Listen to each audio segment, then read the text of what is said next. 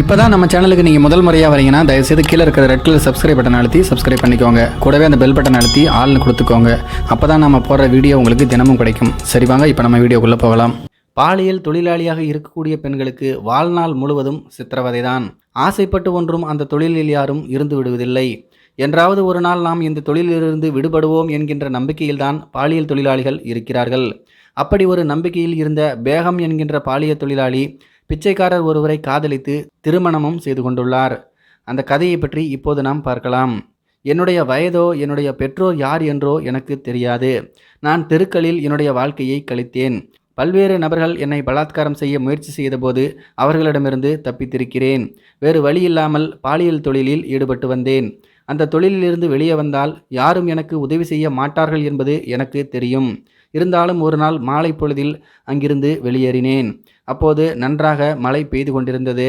மழைக்காக ஒரு மரத்தடியில் ஒதுங்கினேன்.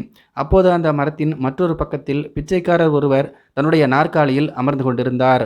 அவர் இருப்பதை நான் கவனிக்கவில்லை. மழை சற்று நின்று விடுவது போல இருந்தது. மழை நின்ற பிறகு நாம் எங்கு செல்வது என்று நினைக்கும்போது எனக்கு அழுகை பீறிட்டு வந்தது. அப்போது அந்த பிச்சைக்காரர் தன்னுடைய நாற்காலியை சத்தமாக இயக்கினார். அந்த சத்தம் கேட்டு அவரை நான் திரும்பி பார்த்தேன். அவரும் அழுது கொண்டிருந்த என்னை பார்த்தார். அவரிடம் என்னிடம் பணம் எதுவும் இல்லை என கூறினேன். உடனே அவர் தன்னிடமிருந்த 50 ரூபாயை எடுத்து என்னுடைய கையில் கொடுத்துவிட்டு, இடி பயங்கரமாக இருக்கிறது, பாதுகாப்பாக இரு என்று சொல்லிவிட்டு தன்னுடைய நாற்காலியை அழைத்து கொண்டு தூறல் மலையில் மெதுவாக சென்றார். முதல் முறையாக ஒரு ஆண்மகன் என்னை பயன்படுத்தி கொள்ளாமல் எனக்கு பணம் கொடுத்து சென்ற அந்த தருணம், அந்த பிச்சைக்காரரின் மேல் எனக்கு ஒருவித மதிப்பு ஏற்பட்டது.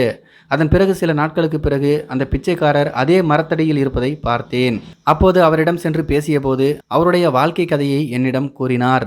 நான் ஒரு ஊனமுற்றவன் என்பதால் என்னுடைய மனைவி என்னை விட்டு சென்று விட்டாள் என்றும், வயிற்று பிழைப்புக்காக பிச்சை எடுத்து பிழைக்கிறேன் என்றும் அவர் கூறினார். அவருடைய கதையை கேட்ட எனக்கு வேதனையாக இருந்தது. அவர் மீது எனக்கு இருந்த மரியாதை காதலாக மாறியது.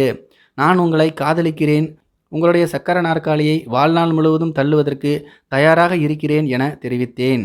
அதை கேட்ட அவர் சிரித்தார். எங்கள் 2 பேருக்கும் திருமணமாகி இப்போது 4 வருடங்கள் ஆகிவிட்டது. ஒருவேளை சாப்பாட்டுக்கே நாங்கள் கஷ்டப்பட்ட காலமெல்லாம் உண்டு. அப்படி உணவு கிடைத்தால் 2 பேரும் பகிர்ந்து சாப்பிடுவோம். பழைய நாட்களையெல்லாம் மறந்து இவர்கள் 2 பேரும் இனிமையாக வாழ்ந்து வருகிறார்கள். இதை பற்றி உங்களுடைய கருத்துக்கள் என்ன அப்படிங்கிறது கீழே இருக்கிற கம்பாஸில் தெரியப்படுத்துங்க. மேலும் இது போன்ற வீடியோக்களை பார்க்க நம்முடைய சேனலை சப்ஸ்கிரைப் பண்ணிக்கோங்க. நன்றி, வணக்கம்.